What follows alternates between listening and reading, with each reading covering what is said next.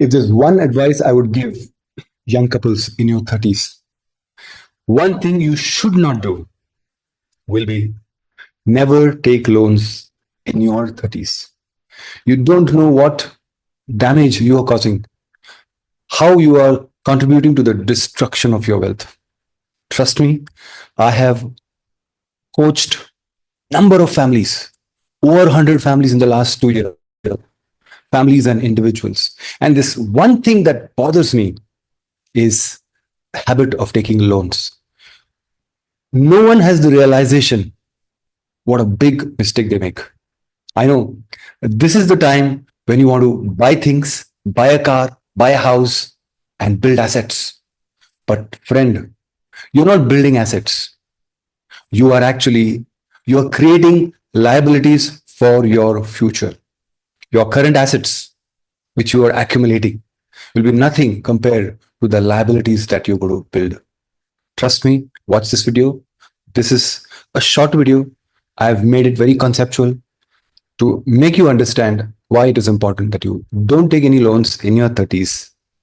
Maybe in the 40s and 50s, you can reasonably take loans on certain conditions. And by then, by the time you hit 40s, you get so mature and you cultivate such good habits that you will not make a mistake, but you will build wealth for the future. 30s and 40s, if you control yourself from 40 to 70 to 80, you will have a great life. In fact, you can buy things more than you could have bought between the 30s and the 40s. I know it's a big struggle for couples, but this is my advice. Hello, I am Franky Fernandes. I am a certified financial planner and I work among the young people. And I want young couples to build a strong foundation, be it marriage or their wealth. And these are the golden years for your marriage and for your wealth. If you do things the right way, the rest of your life will be great, abounding life, life that you will enjoy, life that you'll thank God for. Yes, so let's get into today's video. So let's look at two examples, two families, everything same, but there's one differentiator, and that makes all the difference. Let's look at it. So here's a case study of Sam and Susan. I call them the loan specialist family. Now I've interviewed a number of families and I have come across something very similar in many families. So let's take this family, Sam and Susan. So Sam works, he's 30 years old. They are in their 30s, early 30s. Retirement age would be 60, that is 30 years later. They're married. They plan to have two children at 32 and 35. Initial salary, 75,000. Salary grows at 5% between the 30s and 40s, 4%, 41 to 50, and then 3% from 51 to 60. They plan to spend 50% of their gross salary, means out of 75,000. So 37,500, roughly 38,000 or 40,000 they plan to spend. And the remaining, they want to keep it for EMIs and savings. So they plan to spend for 50% of their gross salary and the remaining 50% for their EMIs and savings. They want to buy a car immediately. They've got married. They want to own a car very quickly and it costs 12 lakh rupees. They want to take 100% on loan and the loan terms are 7 years at the rate 13%. And a house he want to purchase at 32 costs 70 lakhs today and appreciates at 7%. So so the down payment, 10% of the future cost, that is 70 lakhs plus 7% in 2 years. This will be funded by a 3-year personal loan at 15% because there is no money saved. Because right now the money is going into the car EMI. And this 90% of the cost, which is the home loan, will be repaid over 20 years at 9.5%. What about the investment and saving parameters? There will be an emergency fund, 6 months of their expenses. And that will be invested at 5%. That is probably an FD.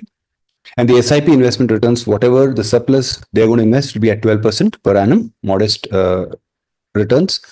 And they have major life goals like children's higher education. So they plan to spend 10 lakhs each for their children. And the inflation obviously is more than the 5%, 7% that we all know. It is 10%. And the shortfall in the funding will be done by using personal loans. And this is a very common thing which families do. Now, the retirement planning. Desired retirement lifestyle, expenses based on 50% of his pre-final retirement salary. He's going to spend 50% of his expenses. So that 50%, that lifestyle will be carried over to his retirement. And this corpus, which he's going to accumulate using SIPs, so that is, it will be invested at 8%, which will be a mix actually. That's why it is not debt mutual funds, it is not hybrid or equities, it's a mix. And the retirement expense inflation will be 5% per annum. And now let's take a look at the down payment challenge and early EMI strain. Now, people get into buying a house, buying a car because they want the product very quickly. Instant gratification, right? So the car loan is 2.63 lakhs. The calculated EMI car loan is 2.63 lakhs. And from age 30 to 31, salary is 9 lakhs. 4.5 lakh goes into expenses. Car EMI 1.87 lakhs available. Sorry, come again. So the car loan EMI is 2.63 lakhs per annum, and the salary is 9 lakhs, out of which 4.5 lakh goes into expenses. And after the car EMI of 2.63 lakhs, this is available 1.87 lakhs. And the emergency fund target is 2.25 lakhs. So everything that 1.87 lakhs goes to building the emergency fund, which is a good thing. And there are no down payment savings. Really, there are no savings. This is the only saving. And at age 31, the salary is the same, slightly gone up because of the 5% hike. And after car EMI, this much is available. So the emergency fund is now completed, and the surplus for house down payment savings is 1.73 lakhs. Now, by age 32, the emergency fund is funded, house down payment is saved around 1.73 lakhs plus some interest. But there is a significant shortfall because the required is 8.01 lakhs, but only 1.73 is available. So 6.28 is a shortfall, which will be for which Sam will take a personal loan at 15% per annum. Again, this is a very common thing I've seen when they do not have the down payment. After taking the loan or before taking the home loan, they resort to personal loans. And the annual EMI for the personal loan is 2.57 lakhs. The EMI overload and lifestyle collapse, that is from age 30 to 34. What is happening? This is the financial implication. The crushing impact of 3 overlapping EMIs on a low growth salary, even with a 50% EMI savings target. Combined EMIs at age 32, car loan, personal loan, and main home loan. This is the EMI. Total EMI comes to 13.27 lakhs. Sam's capacity at age 32, salary is 9.92 lakhs. Portion budgeted for EMIs is 4.96 lakhs. Result, massive EMI shortfall. Now, this shortfall consumes his entire 50% lifestyle and leaves him still short by 3.35 lakhs just to pay EMIs. So the actual living expenses are negative. And what happens in this case? I've seen this where the EMIs are high, so people compromise on their expenses, or they take another loan. They go for gold loan or chit fund loan or a credit card loan. See the spiral because they're falling short of those targets, right? So this severe crisis continues through age 33 and 34. No SIP contributions are possible. So this is a very typical family. And if you are exactly like this, I request you, come out of loans, give up your loans, withdraw your loans, stop this, because this is only going to get worse. Let's see what happens next. The mid-career stagnation and a lingering debt. Even after some loans end, recovery is slow and difficult. Car loan and down payment personal loan finish around 35, 36. That's a relief. But the large home loan, EMI 8.07 lakhs, continues until Sam is 51. This still consumes a huge percent of his 50% EMI pool. Now, the SIP contributions likely zero for many years. If they start in his 40s, they'll be very small. The 12% SIP return will achieve little. Now, children's higher education. Child 1 at 50. The future cost is 55.6 lakhs. With virtually no SIPs, a large personal loan at 15% is guaranteed. Does this happen? Yes. I'm talking to families where They're in their 50s. They've taken loans, personal loans, huge loans, educational loans for their children. Now, child two, future cost, another large personal loan at 15%. Now, this also can be substituted with the educational loan, which could be slightly cheaper. So, what is the retirement verdict? The inevitable outcome at retirement. Sam's financial state at age 60. Final annual salary is 29.16 lakhs. Accumulated SIP corpus effectively zero. Outstanding debts, likely still servicing educational loans, and has just taken or is about to take another massive personal loan for child's first wedding. They can take, they may take, or they may not be able to take because of their low CIBIL score. In fact, I know a family where this can become a reality. Retirement goal desired annual income is 14.58 lakhs, which is 50% of the final salary, and that is the first year will be 14.58 lakhs. So the corpus that is required is 2.91 crores. Available corpus for his retirement is zero, and the shortfall is 2.91 crores. This is what happens when you start with loans. The first 10 years, you start taking loans. You take huge loans, and you are actually destroying your wealth there itself. What is the conclusion for Sam? A path for financial distress. So this whole analysis, I used Gemini, Google's Gemini, which is the higher version, which is the paid version, but the first month is trial, it's free, so I'm using that. Even with a 50% budget for EMIs and savings, low salary combined with aggressive strategy to taking multiple large overlapping loans early in his career, right? An immediate and severe cash flow crisis, where his EMIs exceed his entire capacity. An inability to live on his planned lifestyle expenses, forcing them to near zero or requiring further debt. It affects their lifestyle also. No meaningful savings or investments for most of his career. Complete dependence on high-cost loans for all major life goals. Total failure to build any retirement corpus. Key message. An aggressive debt strategy on a foundation of low-income growth is unsustainable, regardless of the nominal percentage allocated to EMIs. If that percentage is still insufficient for the debt load, it highlights the danger of over-leveraging without adequate income security and growth.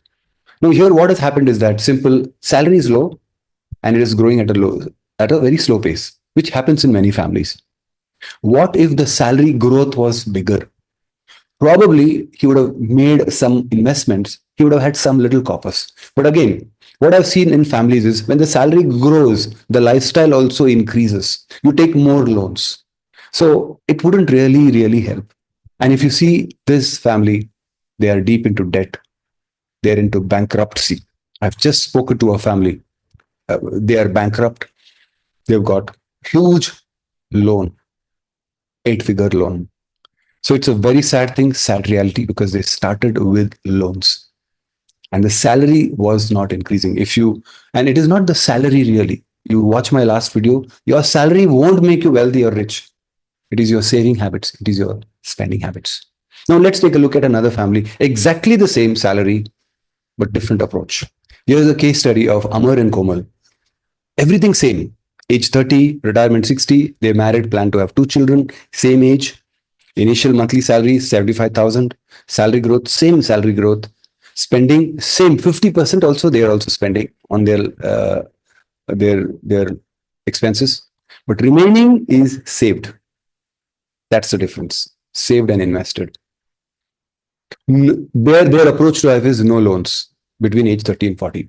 If you want to take loans, take a little later, but not between 30 and 40, because this is the age when you multiply your wealth. These are the golden years. Assets to be bought with own money.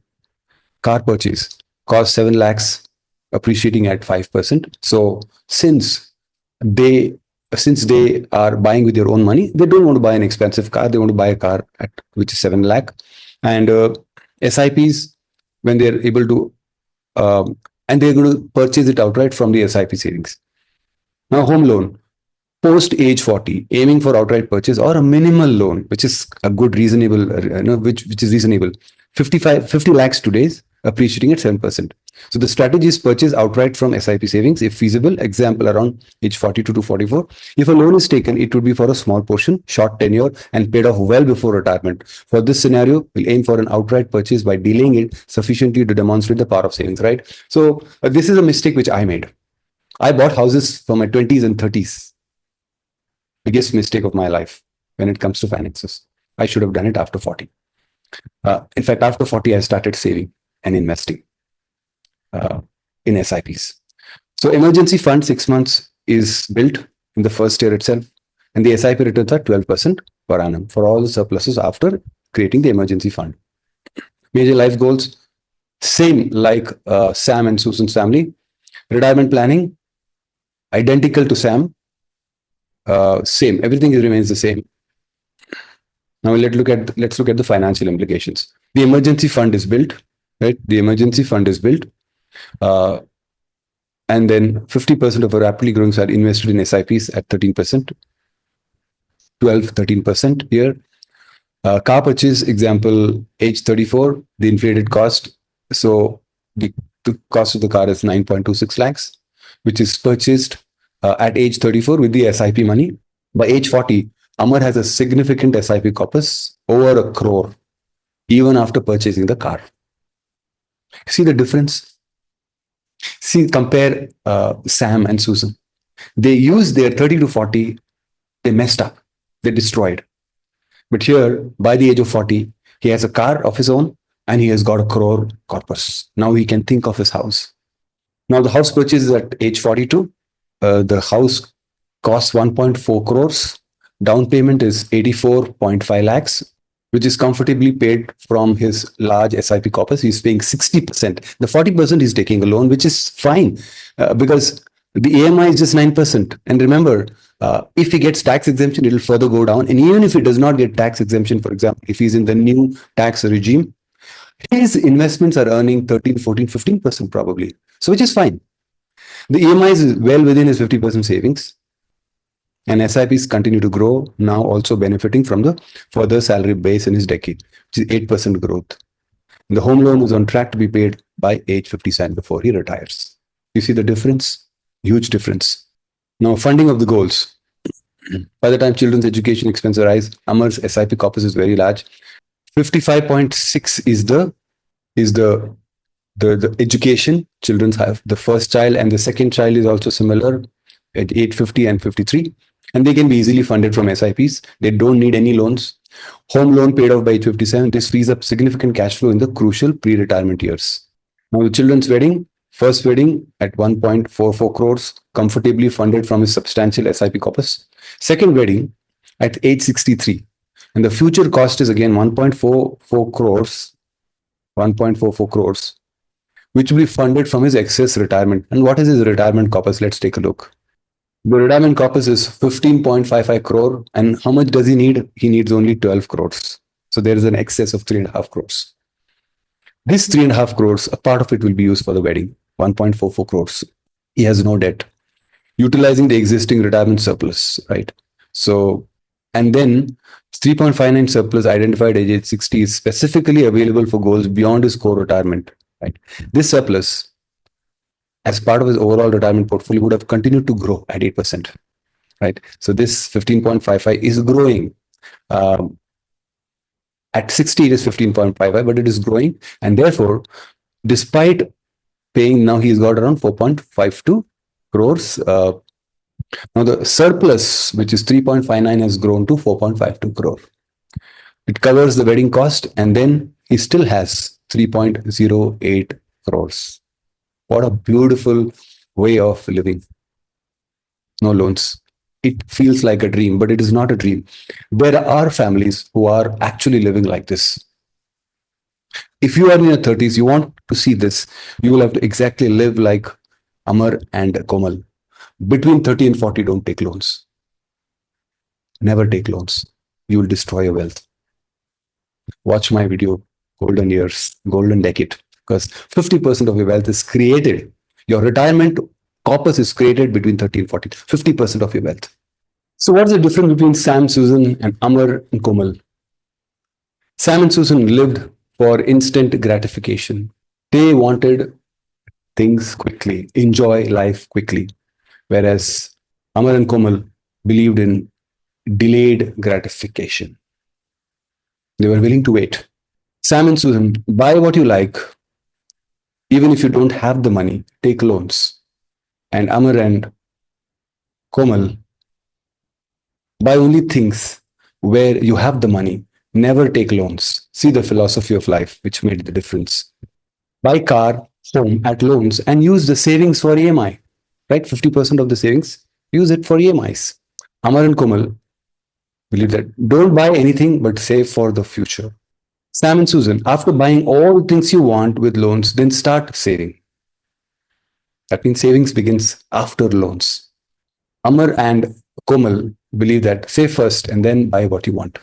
Sam and Susan, if existing loans are not enough, take other types of loans like personal loans, credit card loans, gold loans, chit fund loans, overdrafts.